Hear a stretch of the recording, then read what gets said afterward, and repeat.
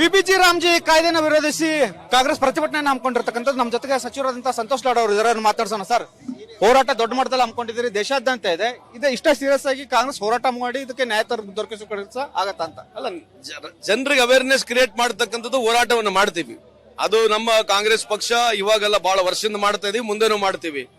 ನ್ಯಾಯ ದೊರಕಿಸಲಿಕ್ಕೆ ಜನರಿಗೆ ಅನುಕೂಲ ಆಗ್ಲಿಕ್ಕೆ ಅನ್ನೋದಕ್ಕೆ ಹೋರಾಟ ಅವೇರ್ನೆಸ್ ಮಾಡ್ತಕ್ಕಂಥದ್ದು. ಅಲ್ಲ, ಈ ಸರ್ ಯೋಜನೆಯಲ್ಲಿ ಲೋಪದೋಷ ಇದೆ ಅನ್ನುವಂಥದ್ದು ಬಿಜೆಪಿಗಳ ಆರೋಪ. ದುಡ್ಡನ್ನು ಹೊಡಿತಾ ಇದ್ರು, ಬೇರೆ ಜಾಬ್ ಕ್ರಿಯೇಟ್ ಅನ್ನ ಡೂಪ್ಲಿಕೇಟ್ ಮಾಡ್ತಾ ಇದ್ರು ಅನ್ನೋದು ಒಂದು ಆರೋಪ. ಹಾಗಾಗಿ ನಾವು ಕಾಯ್ದೆನ ಮಾಡ್ತಾ ಇದ್ದೇವೆ, ಹೊಸ ಕಾಯ್ದೆ ತಂದಿದ್ದೇವೆ ಅನ್ನೋದು. ಆದ್ರೆ 11 ವರ್ಷ ಇವರು ಲೋಪದೋಷದಲ್ಲಿ ರೊಕ್ಕ ಹೊಡೆದಾರಂತ ಅರ್ಥನ ಬಿಜೆಪಿಯವರು ಒಪ್ಕೊಳ್ತಾ ಇದಾರ. ಲೋಪದೋಷ ಇತ್ತು, ರೊಕ್ಕ ಹೊಡೆದಿದ್ದಾರೆ ಅಂತ ಒಪ್ಕೊಳ್ತಾರ. ಮತ್ತೆ ಇಷ್ಟು ದಿವಸ ಬೇಕಾಗಿತ್ತ? ಯಾಕಂದ್ರೆ ಚಿಪ್ ಇದೆ ತಲೆಯಲ್ಲಿ. ಯಾರ ತಲೆ ಚಿಪ್ ಇದೆ? ಮತ್ತೆ ಅವ್ರ ತಲೆಯಲ್ಲಿ ಚಿಪ್ ಇದೆ. ರಾತ್ರಿ ಮಲಗಕ್ಕಿಂತ ಮುಂಚೆ ಎಲ್ಲ ಕಂಪ್ಯೂಟರ್ ನಲ್ಲಿ ನೋಡ್ಬಿಡ್ತಾರೆ, ಯಾರು ಯಾವ ಆಸ್ಪತ್ರೆಯಲ್ಲಿ ಇದಾರೆ, ಯಾರು ಎಷ್ಟು ರೊಕ್ಕ ತಿಂತಾ ಇದಾರೆ ಅಂತೆಲ್ಲ ಅವ್ರ ಕಣ್ಣಿಗೆ ಕಾಣ್ತಲ್ಲ. ಮತ್ತೆ 11 ವರ್ಷ ಯಾಕೆ ಬೇಕಾಯ್ತು ಅಂತ ಕಣ್ಣಿಗೆ ಕಾಣಕ್ಕೆ? ನೋಡ್ರಿ, ಇದು ಮಹಾತ್ಮ ಗಾಂಧೀಜಿ ಅವ್ರ ಹೆಸರು ತೆಗಿಬೇಕು. ಕಾಂಗ್ರೆಸ್ಸಿನ ಒಂದು ಫ್ಲಾಗ್ಶಿಪ್ ಪ್ರೋಗ್ರಾಮು. ಇದರಿಂದ ಜನಕ್ಕೆ ಅನುಕೂಲ ಆಗ್ತಿತ್ತು. ಈಗ ಜನಕ್ಕೆ ಇದರಿಂದ ಅನಾನುಕೂಲ ಆಗ್ತಕ್ಕಂಥ ಕಾರ್ಯಕ್ರಮ ಮಾಡ್ತಾ ಇದಾರೆ. ಅವ್ರು ಏನೇ ಕಾಟಾಚಾರ ಡಿಫೆಂಡ್ ಮಾಡ್ಕೊಂಡ್ರು ಕೂಡ ಮತ್ತೆ ಹಂಗಂದ್ರೆ ಮತ್ತೆ ಕಾರ್ಯಕ್ರಮ ಯಾಕೆ ನಡೆಸ್ತಿದ್ರು? ಲೋಪದೋಷ ಹೆಂಗ್ ಲೋಪದೋಷ ಸರಿಪಡಿಸಬಹುದಾಗಿತ್ತಲ್ಲ. ಈ ರೀತಿಯಾದಂತ ಕಾನೂನಲ್ಲಿ ಹೆಂಗೆ ಲೋಪದೋಷ ಸರಿಪಡಿಸ್ತಾರಂತೆ? ಗ್ರಾಮ ಪಂಚಾಯತಿನಲ್ಲಿ ಕೆಲಸ ಆಯ್ಕೆ ಮಾಡಬೇಕು ಅಂದ್ರೆ ನಿಮ್ಮ ಗ್ರಾಮ ಪಂಚಾಯತಿ ಮೆಂಬರ್ ಮೇಲೆ ನಿಮ್ಮ ನಂಬಿಕೆ ಇಲ್ವಾ? ಅಂದ್ರೆ MLAಗಳು, ಪಾರ್ಲಿಮೆಂಟ್ ಮೆಂಬರ್ಗಳು, ಕೇಂದ್ರದ ಮಿನಿಸ್ಟರ್ಗಳಲ್ಲಿ ಯಾವ್ದು ಲೋಪದೋಷ ಇಲ್ಲ ಅಂತ? ಬರೀ ಗ್ರಾಮ ಪಂಚಾಯತಿ ಮೆಂಬರ್ ಮಾತ್ರ ಲೋಪದೋಷ ಇದಾವಂತ? ಲೋಪದೋಷ ಅಂತಕ್ಕಂಥ ಮಾತು ವ್ಯವಸ್ಥೆಯಲ್ಲಿ, ರಾಜಕೀಯ ವ್ಯವಸ್ಥೆಯಲ್ಲಿ ಅದು ಸಹಜವಾಗಿ ಇರತಕ್ಕಂಥದ್ದು ಇದೆ, ಒಪ್ಕೋಬೇಕಾಗತ್ತೆ. ಬರೀ ಗ್ರಾಮ ಪಂಚಾಯತಿಯಲ್ಲಿ ಅಷ್ಟೇ ಕಾಣ್ತಾ? ಅಂದ್ರೆ MLAಗಳು, MP ಗಳು ಯಾರು ಮಾಡಿಲ್ವಾ? ಆಮೇಲೆ ಕೇಂದ್ರ ಸರ್ಕಾರದ ಕಾರ್ಯಕ್ರಮ ಇದು. ಕೇಂದ್ರ ಸರ್ಕಾರ ರಾಜ್ಯ ಸರ್ಕಾರ ದುಡ್ಡು ಕೊಡಬೇಕು, ಕಡ್ಡಾಯವಾಗಿ ಅವ್ರಿಗೆ ಕೆಲಸ ಕೊಡಬೇಕು. ಇದನ್ನ ತೆಗೆದು ರಾಜ್ಯ ಸರ್ಕಾರಕ್ಕೆ ದುಡ್ಡು ಕೊಡ ಅನ್ಬೇಕಂತಂದ್ರೆ ನಿಮ್ಮ ಹತ್ರ ದುಡ್ಡಿಲ್ಲ ಅಂತ ಅರ್ಥನಾ? ಅಂದ್ರೆ ಕೇಂದ್ರ ಸರ್ಕಾರದ ದುಡ್ಡಿಲ್ಲ ಅಂತ ಅರ್ಥನಾ? ಯಾಕೆ ಕೊಡ್ತಾ ಇಲ್ಲ ದುಡ್ಡು? ಮತ್ತೆ ನಮ್ಮದು ಸರ್ಕಾರ ಸುಮಾರು 4.5 ಲಕ್ಷ ಕೋಟಿ ನಮ್ಮ ಕರ್ನಾಟಕ ರಾಜ್ಯ, ಅವರಿಗೆ ಯಾವುದೇ ರೀತಿಯಾದಂತ ನಾವು GST ಆಗಿರ್ಬೋದು, ಟ್ಯಾಕ್ಸ್ ಮುಖಾಂತರ ಕೊಡ್ತೀವಿ. ಇದು ಕೇಂದ್ರ ಸರ್ಕಾರದ ಫ್ಲಾಗ್ಶಿಪ್ ಪ್ರೋಗ್ರಾಮ್ ಇತ್ತು ನಮ್ದು. ಅವ್ರು 26 ಕೋಟಿ ನರೇಗಾ ವರ್ಕರ್ಸ್ ಕೆಲಸ ಮಾಡ್ತಾ ಇದಾರೆ. ಪ್ರಧಾನಮಂತ್ರಿ ಅವರು ಮೊದಲನೇ ಸಲ ಪಾರ್ಲಿಮೆಂಟ್ ಬಂದಾಗ ನರೇಗಾ ಬಗ್ಗೆ ಹೇಳಿರ್ತಕ್ಕಂಥ ಮಾತುಗಳು ಸ್ವಲ್ಪ ಜನಕ್ಕೆ ತೋರಿಸ್ತೀರಾ? ನರೇಗಾ ಬಗ್ಗೆ ಮಾತನಾಡಿರ್ತಕ್ಕಂಥ ಮಾತು ಪಾರ್ಲಿಮೆಂಟ್ ನಲ್ಲಿ ಜನಕ್ಕೆ ತೋರಿಸ್ತೀರಾ ಏನ್ ಮಾತನಾಡಿದ್ರು ಅಂತ ಹೇಳಿ? ಅಲ್ಲ, ತೋರಿಸ್ತೀರಾ? ಸ್ವಲ್ಪ ಒಂದ್ಸಲ ಜನಕ್ಕೆ ತೋರಿಸ್ಬೇಕು. ಅದು ತೋರಿಸಿ ಇವ್ರು ಮಾಡಿರ್ತಕ್ಕಂಥ ಸ್ಕೀಮ್ ಬಗ್ಗೆ ತೋರಿಸಿ. ಸರ್, ಈಗ ಒಟ್ಟಿನಲ್ಲಿ ಗಾಂಧೀಜಿ ಹೆಸರನ್ನ ತೆಗಿಬೇಕು ಅನ್ನುವಂಥ ಉದ್ದೇಶ ಮತ್ತು ಈ ಯೋಜನೆಯನ್ನ ಸಾಧಿಸಬೇಕು ಅನ್ನುವಂಥ ಉದ್ದೇಶದಿಂದ ತಂದಿದ್ದಾರೆ, ಕಾಯ್ದೆ ತಿದ್ದುಪಡಿ ಆಗಿದೆ ಅನ್ನುವಂಥದ್ದು. ಅಲ್ಲ, ಅದೇ ಕಾರಣ. ಈಗ 100 ದಿನ ಇರತಕ್ಕಂಥ ಕೆಲಸ 125 ದಿನ ಅಂತ ಹೇಳ್ತಾರೆ. ಕಳೆದ 11 ವರ್ಷದಲ್ಲಿ 93% ಜನರು 100 ದಿನ ಆಗೇ ಇಲ್ಲ. 7% ಜನ 100 ದಿನ ಆಗಿದೆ. ಇದು ಸುಮ್ಮನೆ ಐವಾಸಿಗೆ ಅಷ್ಟೇ. ಮತ್ 100 ದಿನನೇ ಕೆಲಸ ಕೊಟ್ಟಿಲ್ಲ ನೀವು. ಅವಾಗ ಇರ್ತಕ್ಕಂಥ ಕಾನೂನು ಗ್ರಾಮ ಪಂಚಾಯತಿ ಮಟ್ಟದಲ್ಲಿದೆ.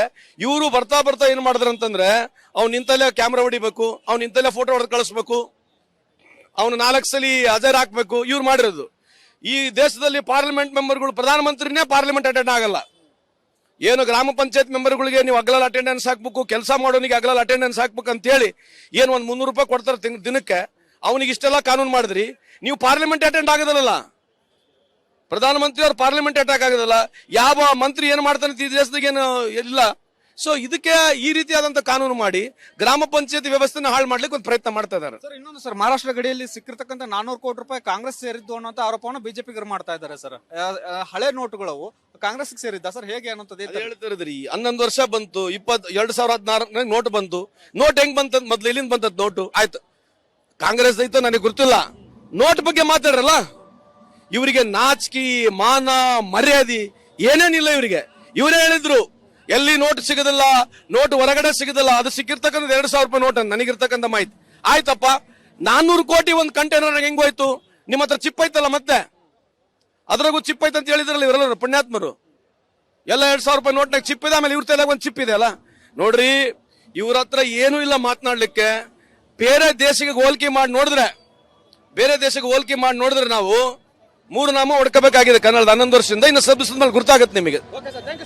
ಇದಿಷ್ಟು ಸಚಿವರಾದಂತಹ ಸಂತೋಷ್ ಲಾಡ್ ಅವರ ಆರೋಪ. ಕೇವಲ ಯೋಜನೆಯನ್ನು ಹಳ್ಳ ಹಿಡಿಸಬೇಕನ್ನುವಂತ ನಿಟ್ಟಿನಲ್ಲಿ ಮನರೋಗವನ್ನು ರದ್ದುಪಡಿಸ್ತಾ ಇದ್ದಾರೆ. ವಿಬಿಜಿ ರಾಮ್ಜಿಯಿಂದ ಗ್ರಾಮಗಳ ಉದ್ಯೋಗ ಆಗಲ್ಲ ಅನ್ನುವಂಥ ಗಂಭೀರವಾದಂತಹ ಆರೋಪ ಮಾಡ್ತಾ ಇದ್ದಾರೆ. ಕ್ಯಾಮ್ರಾಮನ್ ಮಂಜುನಾಥ್ ಜೊತೆ ಬಸವರಾಜ್, ಸಂತಿಮಠ, ರಿಪಬ್ಲಿಕ್ ಕನ್ನಡ, ಬೆಂಗಳೂರು.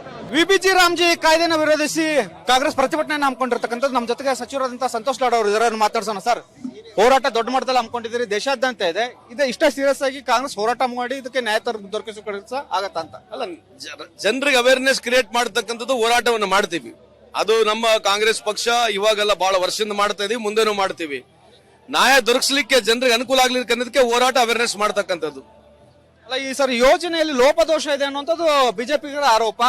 ದುಡ್ಡನ್ನು ಹೊಡಿತಾ ಇದ್ರು, ಬೇರೆ ಜಾಬ್ ಕ್ರಿಯೇಟ್ ಅನ್ನ ಡೂಪ್ಲಿಕೇಟ್ ಮಾಡ್ತಾ ಇದ್ರು ಅನ್ನೋದು ಒಂದು ಆರೋಪ. ಹಾಗಾಗಿ ನಾವು ಕಾಯ್ದೆನ ಮಾಡ್ತಾ ಇದ್ದೇವೆ, ಹೊಸ ಕಾಯ್ದೆ ತಂದಿದ್ದೇವೆ ಅನ್ನೋದು. ಆದ್ರೆ 11 ವರ್ಷ ಇವರು ಲೋಪದೋಷದಲ್ಲಿ ರೊಕ್ಕ ಹೊಡೆದಾರ ಅಂತ ಅರ್ಥನ ಬಿಜೆಪಿಯವರು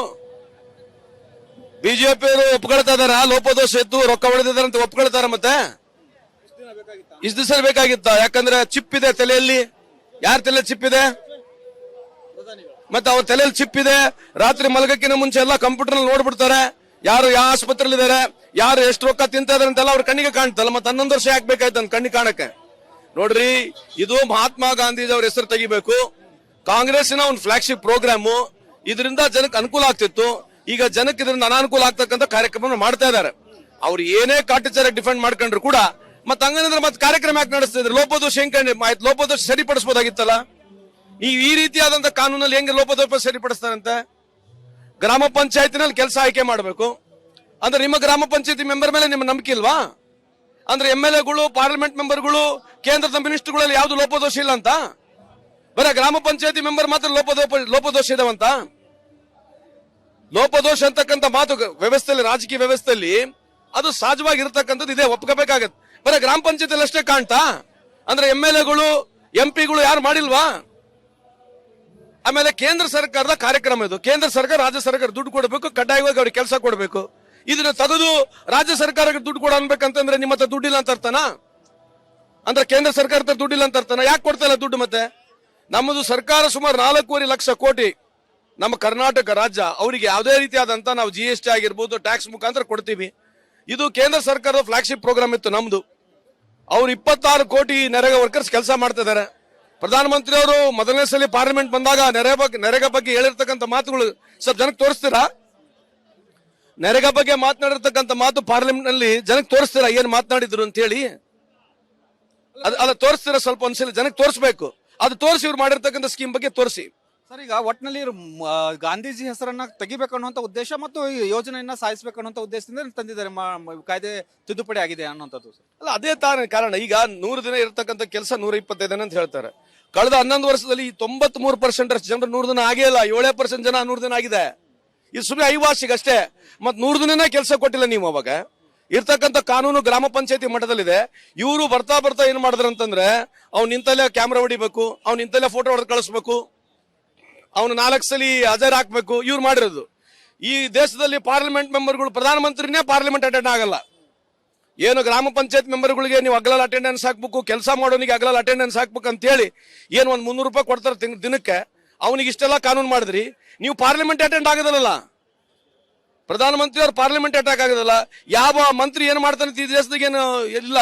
ಸೊ ಇದಕ್ಕೆ ಈ ರೀತಿಯಾದಂತ ಕಾನೂನು ಮಾಡಿ ಗ್ರಾಮ ಪಂಚಾಯತಿ ವ್ಯವಸ್ಥೆನ ಹಾಳು ಮಾಡ್ಲಿಕ್ಕೆ ಒಂದು ಪ್ರಯತ್ನ ಮಾಡ್ತಾ ಇದ್ದಾರೆ. ಸರ್, ಇನ್ನೊಂದು ಸರ್, ಮಹಾರಾಷ್ಟ್ರ ಗಡಿಯಲ್ಲಿ ಸಿಕ್ಕಿರ್ತಕ್ಕಂಥ 400 ಕೋಟಿ ರೂಪಾಯಿ ಕಾಂಗ್ರೆಸ್ ಸೇರಿದ್ದು ಅನ್ನೋ ಆರೋಪವನ್ನು ಬಿಜೆಪಿಗರು ಮಾಡ್ತಾ ಇದ್ದಾರೆ ಸರ್. ಹಳೆ ನೋಟುಗಳು ಕಾಂಗ್ರೆಸ್ ಸೇರಿದ್ದ ಸರ್, ಹೇಗೆ ಅನ್ನೋದು ಹೇಳ್ತಿದ್ರಿ. 11 ವರ್ಷ ಬಂತು, 2014 ನೋಟ್ ಬಂತು. ನೋಟ್ ಹೆಂಗ್ ಬಂತದ್? ಮೊದ್ಲು ಎಲ್ಲಿಂದ ಬಂತದ್ ನೋಟು? ಆಯ್ತು, ಕಾಂಗ್ರೆಸ್ ಐತೋ ನನಗೆ ಗೊತ್ತಿಲ್ಲ. ನೋಟ್ ಬಗ್ಗೆ ಮಾತಾಡ್ರಲ್ಲ. ಇವರಿಗೆ ನಾಚಿಕೆ, ಮಾನ, ಮರ್ಯಾದೆ ಏನೇನಿಲ್ಲ ಇವರಿಗೆ. ಇವರೇ ಹೇಳಿದ್ರು ಎಲ್ಲಿ ನೋಟ್ ಸಿಗೋದಿಲ್ಲ, ನೋಟ್ ಹೊರಗಡೆ ಸಿಗೋದಿಲ್ಲ. ಅದು ಸಿಕ್ಕಿರ್ತಕ್ಕಂಥ 2,000 ರೂಪಾಯಿ ನೋಟ್ ಅಂತ ನನಗಿರ್ತಕ್ಕಂಥ ಮಾಹಿತಿ. ಆಯ್ತಪ್ಪ, 400 ಕೋಟಿ ಒಂದು ಕಂಟೈನರ್ ಹೆಂಗೋಯ್ತು? ನಿಮ್ಮ ಹತ್ರ ಚಿಪ್ ಐತಲ್ಲ, ಮತ್ತೆ ಅದ್ರಾಗೂ ಚಿಪ್ ಐತೆ ಅಂತ ಹೇಳಿದ್ರಲ್ಲ ಇವರೆಲ್ಲ ಪುಣ್ಯಾತ್ಮರು. ಎಲ್ಲ 2,000 ರೂಪಾಯಿ ನೋಟ್ನಾಗ ಚಿಪ್ ಇದೆ, ಆಮೇಲೆ ಇವ್ರ ತಲೆಯಾಗ ಒಂದು ಚಿಪ್ ಇದೆ ಅಲ್ಲ. ನೋಡ್ರಿ, ಇವ್ರ ಹತ್ರ ಏನೂ ಇಲ್ಲ ಮಾತನಾಡ್ಲಿಕ್ಕೆ. ಬೇರೆ ದೇಶಕ್ಕೆ ಹೋಲಿಕೆ ಮಾಡಿ ನೋಡಿದ್ರೆ ನಾವು 3 ನಾಮ ಹೊಡ್ಕೋಬೇಕಾಗಿದೆ ಕನ್ನಡದ 11 ವರ್ಷದಿಂದ. ಇನ್ನು ಸಬ್ಬಿಸಿದ ಮೇಲೆ ಗುರ್ತಾಗತ್ತೆ ನಿಮಗೆ. ಇದಿಷ್ಟು ಸಚಿವರಾದಂತಹ ಸಂತೋಷ್ ಲೋಡ್ ಅವರ ಆರೋಪ. ಕೇವಲ ಯೋಜನೆಯನ್ನು ಹಳ್ಳ ಹಿಡಿಸಬೇಕನ್ನುವಂತ ನಿಟ್ಟಿನಲ್ಲಿ ಮನರೇಗಾವನ್ನ ರದ್ದುಪಡಿಸ್ತಾ ಇದ್ದಾರೆ. ವಿಬಿಜಿ ರಾಮ್ಜಿಯಿಂದ ಗ್ರಾಮಗಳ ಉದ್ಯೋಗ ಆಗಲ್ಲ ಅನ್ನುವಂತ ಗಂಭೀರವಾದಂತಹ ಆರೋಪ ಮಾಡ್ತಾ ಇದ್ದಾರೆ. ಕ್ಯಾಮ್ರಾಮನ್ ಮಂಜುನಾಥ್ ಜೊತೆ ಬಸವರಾಜ್, ಸಂತಿಮಠ, ರಿಪಬ್ಲಿಕ್ ಕನ್ನಡ, ಬೆಂಗಳೂರು.